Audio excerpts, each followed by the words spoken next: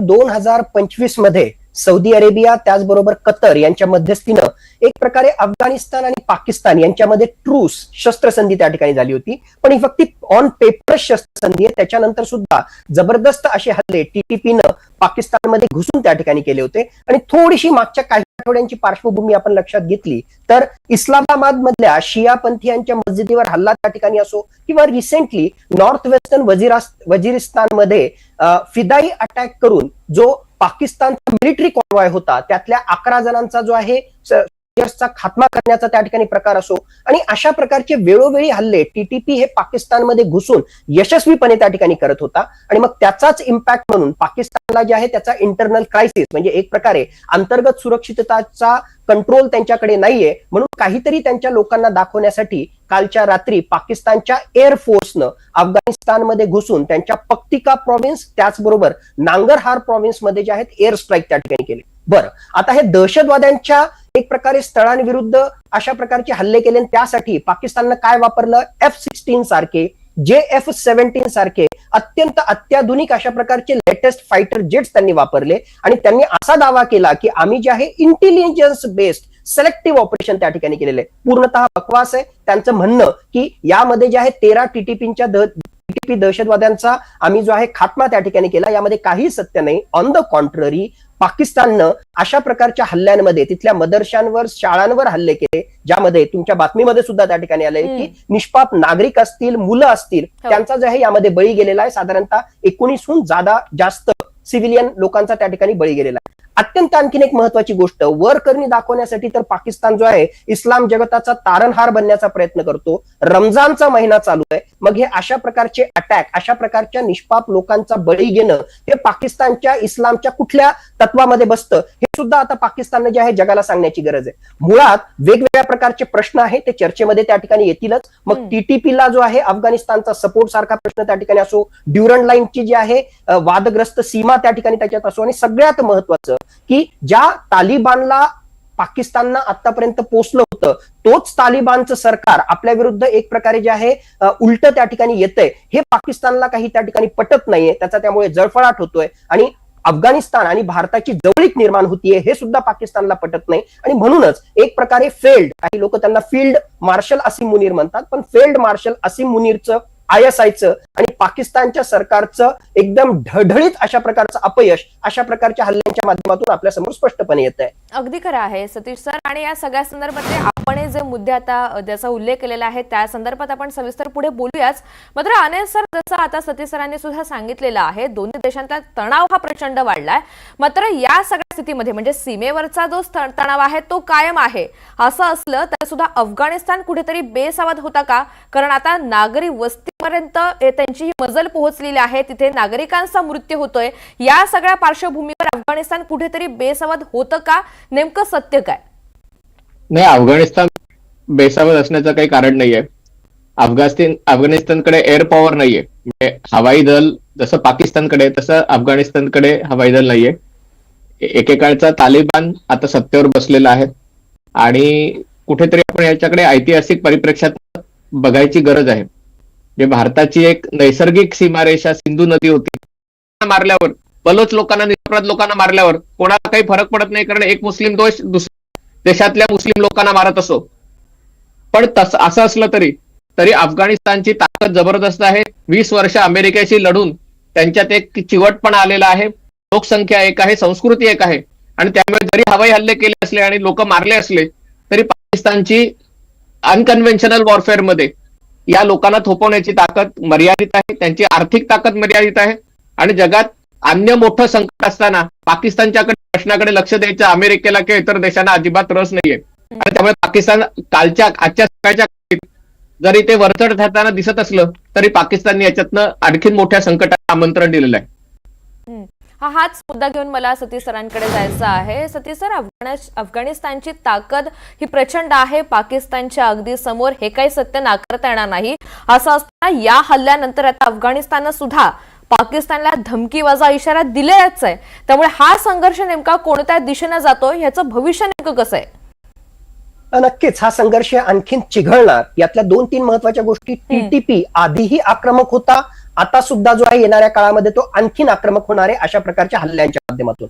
आणि जसं डिस्कशन मध्ये आलं आणि अनय जोगळेकर यांनी राईटली त्या ठिकाणी पॉइंट आउट केलं की पाकिस्तानकडे जे आहे अत्याधुनिक अशा प्रकारचं एअरफोर्स आहे जे तालिबान फोर्सेसकडे त्या ठिकाणी नाही. पण हे लक्षात घ्यावं लागेल की तालिबानकडे जे त्यांचे लढवय्ये आहेत ते ग्राउंड फोर्सेसमध्ये म्हणजे एक प्रकारे गनिमी काव्यामध्ये अत्यंत निष्णात असे आहेत आणि त्याच्यामुळेच पाकिस्तानमध्ये घुसून पाकिस्तानच्या लष्कराला असेल किंवा पाकिस्तानच्या सिक्युरिटी फोर्सेसला त्यांना आतापर्यंत सळो की पळो करून सोडलेलं आहे. भविष्यामध्ये सुद्धा जे आहे टीटीपी आणि इतर त्यांचे जे सहकारी दहशतवादी संघटना आहेत त्या अशा प्रकारचे हल्ले त्या ठिकाणी करतच राहतील. दुसरी महत्वाची गोष्ट, आता तालिबानचं सैन्य, तालिबान फोर्सेस हे सुद्धा जे आहे जसं मागच्या काही महिन्यांमध्ये त्यांनी पाकिस्तानमध्ये घुसून हल्ले केले होते तशा प्रकारचे हल्ले जे आहेत तालिबानी सैन्याकडून सुद्धा म्हणजे टीटीपी शिवाय तालिबानी सैन्याकडून सुद्धा तशा प्रकारचे हल्ले होण्याची शक्यता त्या ठिकाणी नाकारता येत नाही. तिसरा अत्यंत महत्वाचा फॅक्टर आपल्याला लक्षात घ्यावा लागेल की आता फक्त टीटीपी हा पहिल्यासारखा फक्त गनिमी काव्यांना हल्ले करणं किंवा एक प्रकारे जे फिदाई हल्ले करणं इथपर्यंत तो मर्यादित राहिलेला नाही.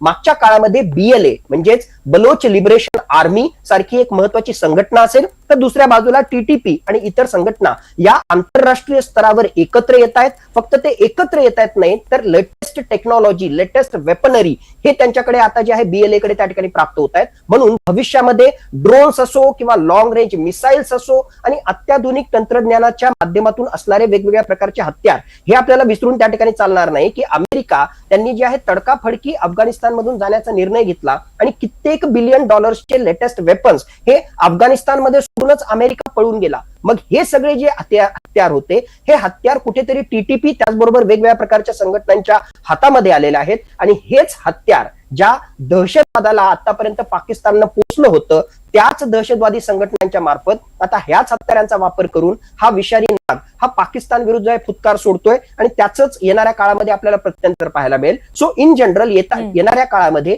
टीटीपी बीएलए हे एकत्र येऊन अत्याधुनिक तंत्रज्ञानाचा वापर करून ड्रोन्सचा वापर करून अत्यंत.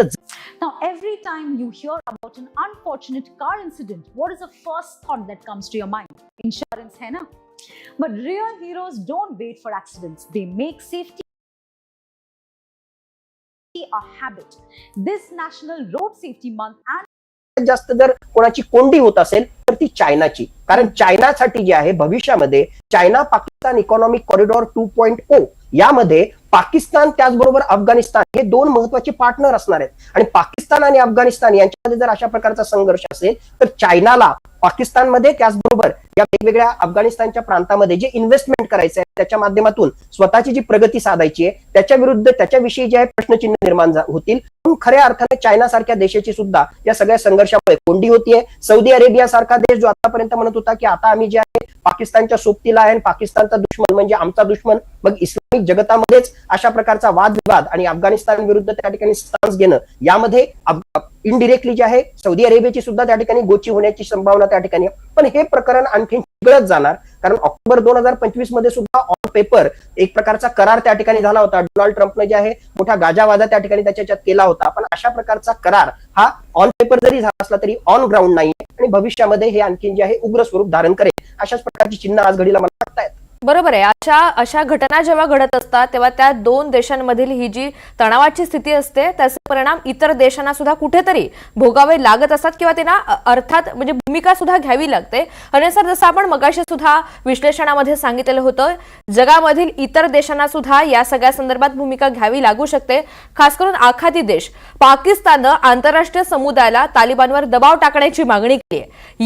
त्याच्यातनं संघर्ष उफाळण्याची भीती आहे आणि असं असल्यामुळे मला असं वाटतं की सगळ्या जगासाठी ही डोकेदुखी, मुस्लिम देशांसाठी पण ही डोकेदुखी निर्माण झालेली आहे. हो, या चर्चेमध्ये आता आर्थिक क्षमतेचा मुद्दा उपस्थित झालाय. म्हणून सतीश सर हा प्रश्न आहे, दोन्ही देश आर्थिक दृष्ट्या तसे संकटात आहेत असं असताना हे हल्ले होणं, अशा स्वरूपाचे हल्ले होणं आणि याचा त्या दोन्ही देशांवर नेमका कसा परिणाम होऊ शकतो, खास करून तिथल्या सर्वसामान्य जनतेला महागाई सारख्या संकटाला सामोरं जावं लागू शकतं का, तिथे नेमकी काय स्थिती उद्भवू शकते? नक्कीच ऋतुजा, अत्यंत महत्वाचा असा मुद्दा तुम्ही या ठिकाणी रेस केला. मुळातच पाकिस्तान असो किंवा अफगाणिस्तान असो तिथली आर्थिक परिस्थिती जी अत्यंत हलाखीची आहे. अफगाणिस्तान विषयी बोलायचं असेल तरी जरी त्या ठिकाणी तालिबानची सत्ता आली असली तरी आज जगातल्या मॅक्सिमम देशांनी जे आहे अजून सुद्धा अफगाणिस्तानला तशा प्रकारची लिगॅलिटी त्यांना दिलेली नाही, म्हणून आंतरराष्ट्रीय मान्यता न मिळाल्यामुळे एक प्रकारे तशा प्रकारचं इन्व्हेस्टमेंट किंवा तशा प्रकारचा जो आहे आर्थिक सहाय्य त्याला मिळत नाहीये, म्हणून अफगाणिस्तानच्या जनतेची बुरे हाल आहेत. त्या ठिकाणी जे आहेत महागाई असो, त्याचबरोबर बेरोजगारी असो, याचे मोठे प्रश्न त्या ठिकाणी आहेतच आहेत.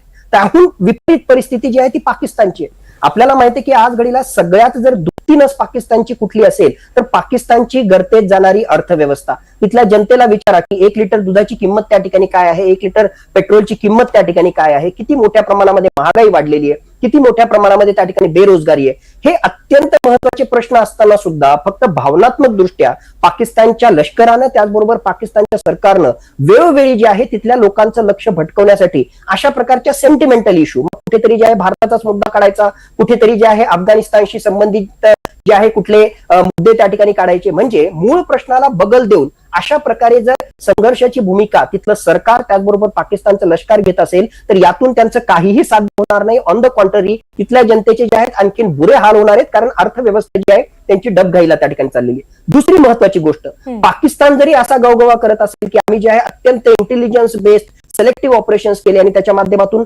अफगाणिस्तानमध्ये घुसून 8 महत्वाची जी स्थळं होते त्या ठिकाणच्या टीटीपीच्या कॅम्पला आम्ही उद्ध्वस्त केली, पण जसं आपल्याला माहिती की रियालिटी अशी आहे की कोलॅटरल डॅमेज मोठ्या प्रमाणामध्ये झालेला आहे, मदरशांवर हल्ले झाले आहेत, सामान्य निष्पाप लोकांचे बळी त्या ठिकाणी गेलेले. हे पाकिस्तानवरच उलटणार आहे, कारण अशा प्रकारचे हल्ले केल्यामुळे जर तिथल्या निष्पाप लोकांचा बळी त्या ठिकाणी जात असेल तर तिथल्या टीटीपी सारख्या ज्या संघटना आहेत ज्या नेहमी पाकिस्तान विरुद्ध भूमिका त्या ठिकाणी घेतात, त्या टीटीपीला पाठिंबा हा अफगाणिस्तान मधून जो आहे मोठ्या प्रमाणामध्ये मिळणार आहे. टीटीपीला जे आहेत एक प्रकारचं केडर, म्हणजे थोडक्यात तिथे आणखीन दहशतवाद्यांची भरती करण्यासाठी अशा प्रकारच्या कोलॅटरल डॅमेज मधून ते नुकसान तिथल्या सामान्य जनतेचं होतंय. त्या अफगाणिस्तानच्या युवकांचा मोठा भरणा हा टीटीपीच्या बाजूला येणार आहे आणि याचा विपरीत परिणाम पाकिस्तानवरच होणार आहे. म्हणून पाकिस्तान हे ओळखत नाहीये की अशा प्रकारचे हल्ले करून तो काहीही हासिल करत नाहीये. एक तर जे आहे टीटीपीला तो नेस्तनाबूत त्या ठिकाणी करतच नाहीये, ऑन द कॉन्ट्ररी विरुद्ध जो दबाव आहे अफगाणिस्तानमधून सरकारकडून त्याचबरोबर मोठ्या प्रमाणामध्ये या इस्लामिक दहशतवादी संघटनांकडून वाढतोय.